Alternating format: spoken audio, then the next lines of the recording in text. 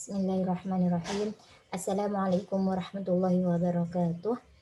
Alhamdulillahirabbil alamin. Assalatu wassalamu ala asrofil anbiya'i wal mursalin sayyidina Muhammad wa ala alihi wa sahbihi ajma'in. Amma ba'd.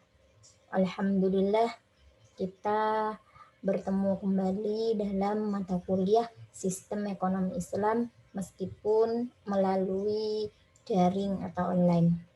Dalam pertemuan kali ini kita akan membahas dua materi, yakni sistem ekonomi pada masa Rasulullah Shallallahu Alaihi Wasallam dan masa Khulafaur Rasyidin. Mahasiswi dan mahasiswa yang dirahmati oleh Allah. Yang pertama saya akan mengupas atau membahas tentang sistem ekonomi pada masa Rasulullah Shallallahu Alaihi Wasallam. Sistem ekonomi yang diterapkan oleh Rasulullah Shallallahu Alaihi Wasallam berakar dari prinsip-prinsip Qurani. Al-Quran yang merupakan sumber utama ajaran Islam telah menetapkan berbagai aturan sebagai hidayah atau petunjuk bagi umat manusia dalam melakukan aktivitas di setiap aspek kehidupannya, termasuk dalam bidang ekonomi. Allah berfirman dalam Quran surat Al-A'raf ayat 10 yang artinya sesungguhnya kami telah menempatkan kamu sekalian di muka bumi dan kami adakan bagi kamu di muka bumi itu sumber penghidupan, hanya sedikit sekali di antara kamu yang bersyukur. Lalu dalam ekonomi Islam juga dijelaskan tentang larangan riba. Jadi Al-Quran dengan tegas melarang adanya riba atau yang berbau bunga seperti itu. Lalu apa saja prinsip pokok tentang kebijakan ekonomi Islam? Prinsip pokok yang pertama adalah Allah adalah penguasa tertinggi. Terus yang kedua, kekayaan harus berputar dan tidak boleh ditimbun. Jadi perbuatan menimbun barang itu adalah hal yang tidak diperbolehkan dalam ajaran Islam. Terus yang ketiga, eksploitasi ekonomi dalam segala hal termasuk riba harus dihilangkan. Jadi jelas juga dalam surah Al-Baqarah ayat 275 bahwasannya Allah menghalalkan jual beli dan mengharamkan yang namanya riba. Terus yang keempat, menerapkan sistem warisan sebagai media redistribusi kekayaan yang dapat mengeliminasi berbagai konflik individu. Jadi dalam Islam itu dikenal yang namanya warisan untuk mengatasi berbagai konflik individu. Terus yang kelima, menetapkan berbagai bentuk sedekah, baik yang bersifat wajib maupun sukarela. Jadi bentuk sedekah itu bermacam, yang bersifat wajib itu semisal zakat, kalau yang sukarela ya sedekah biasa seperti itu. Terus itu beberapa prinsip pokok dalam ekonomi Islam.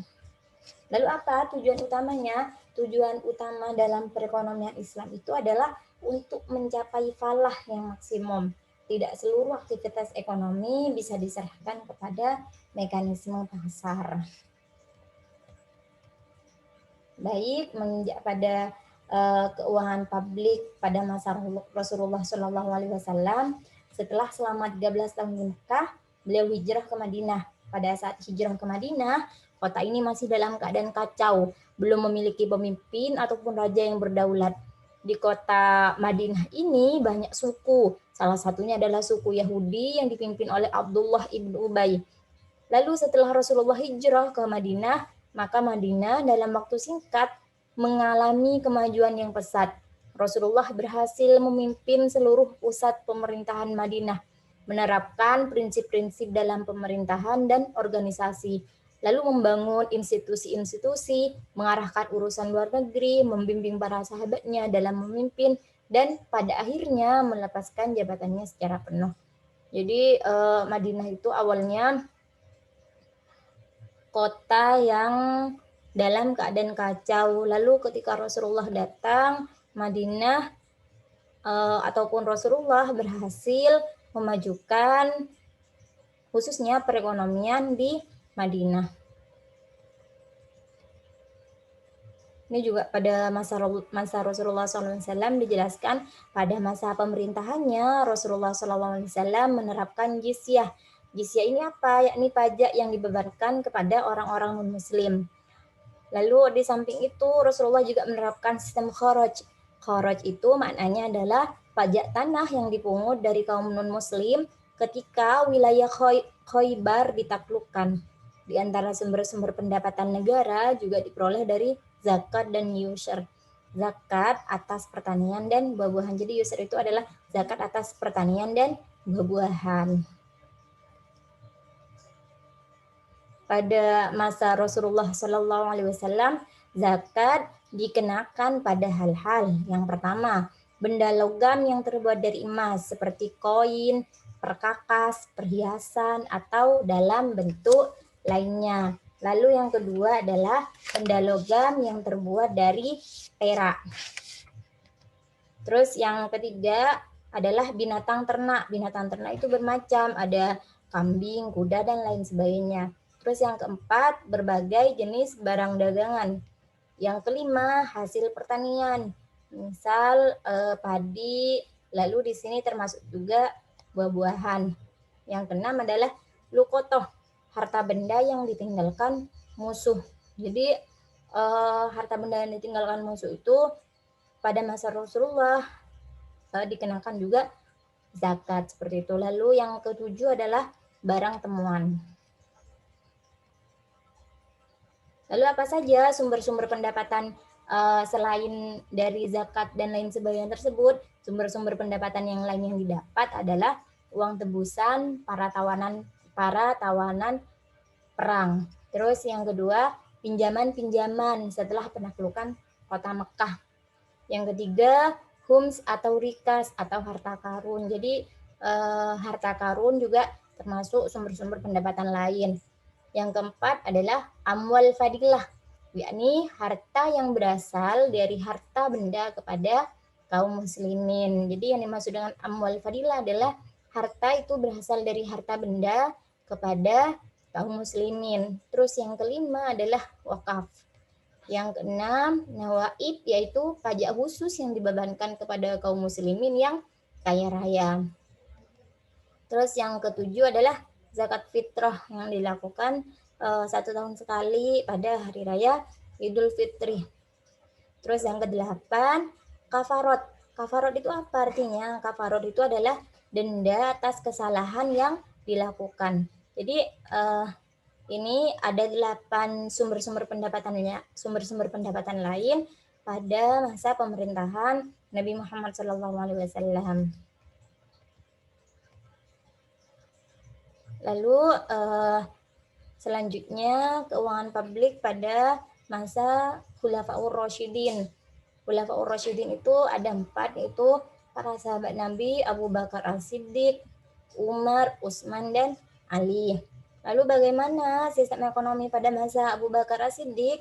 Selama sekitar 27 bulan di masa kepemimpinannya, Abu Bakar As-Siddiq telah banyak menangani masalah murtad, cukai, dan orang-orang yang menolak membayar zakat kepada negara. Abu Bakar As-Siddiq dalam kepemimpinannya memperhatikan keakuratan penghitungan zakat sehingga tidak terjadi kelebihan atau kekurangan pembayarannya. Selama masa khalifahnya, harta Baitul Mal tidak pernah menumpuk dalam jangka waktu lama karena langsung didistribusikan kepada seluruh kaum muslimin. Jadi pada masa Abu Bakar As-Siddiq, Abu Bakar itu sangat memperhatikan keakuratan penghitungan zakat sehingga tidak terjadi tuh yang namanya kelebihan atau kekurangan dalam hal pembayaran. Dan juga dalam harta Baitul Mal tidak pernah menumpuk dalam jangka yang lama karena langsung didistribusikan kepada seluruh kaum muslimin. Lalu yang kedua, masa Umar bin Khattab. Yang pertama adalah Baitul Mal. Baitul Mal ini berfungsi sebagai pelaksana kebijakan fiskal negara Islam, dan khalifah merupakan pihak yang berkuasa penuh terhadap harta Baitul Mal.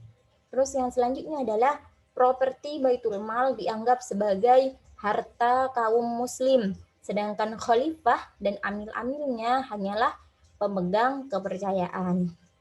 Lalu selanjutnya adalah kepemilikan tanah. Yang kelima adalah zakat dan user.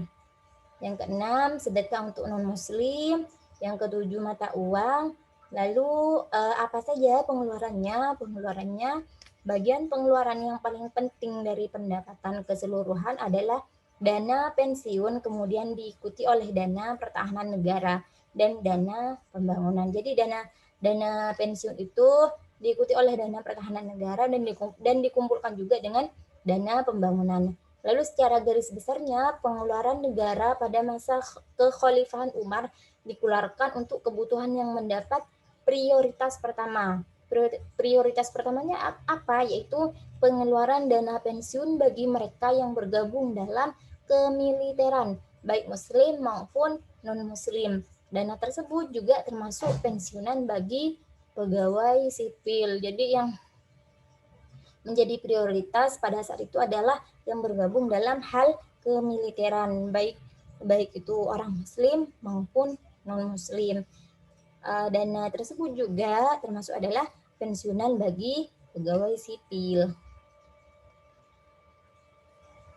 Lalu selanjutnya sahabat yang ketiga adalah pada masa Utsman bin Affan. Khalifah Utsman tidak mengambil upah dari kantornya. Sebaliknya, dia meringankan beban pemerintah dalam hal yang serius. Dia bahkan menyimpan uangnya di bendahara negara. Lalu lahan luas yang dimiliki keluarga kerajaan Persia diambil alih oleh Umar, tetapi dia menyimpannya sebagai lahan negara yang tidak dibagi-bagi.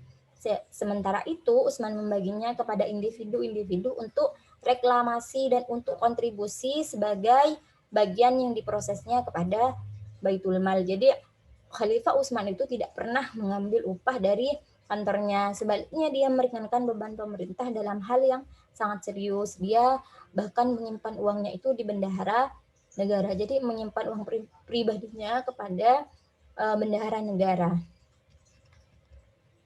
Harta zakat pada masa Utsman mencapai rekor tertinggi dibandingkan dengan masa-masa sebelumnya. Jadi harta zakat yang diperoleh pada masa pemerintahan Utsman bin Affan mencapai rekor yang sangat tinggi. Lalu yang terakhir adalah pada masa Ali bin Abi Thalib. Dalam hal penerimaan negara, Ali masih membebankan pungutan khums atau ikan atau hasil hutan. Berbeda dengan Khalifah Umar, Khalifah Ali mendistribusikan seluruh pendapatan di Baitul Mal ke provinsi yang ada di Baitul Mal Madinah, Busro dan Kufah. Sistem distribusi setiap pekan sekali untuk pertama kalinya diadopsi. Hari Kamis adalah hari pendistribusian atau hari pembayarannya. Lalu apa fungsi Baitul Mal? Pada hakikatnya adalah mengelola keuangan negara menggunakan akumulasi dana yang berasal dari pos-pos penerimaan seperti zakat, kharaj, jizyah, khums, fai, dan lain-lain. Mungkin hanya ini yang bisa saya sampaikan. Semoga ilmu yang didapatkan barokah. Terima kasih banyak. Akhirul kalam. Wassalamualaikum warahmatullahi wabarakatuh.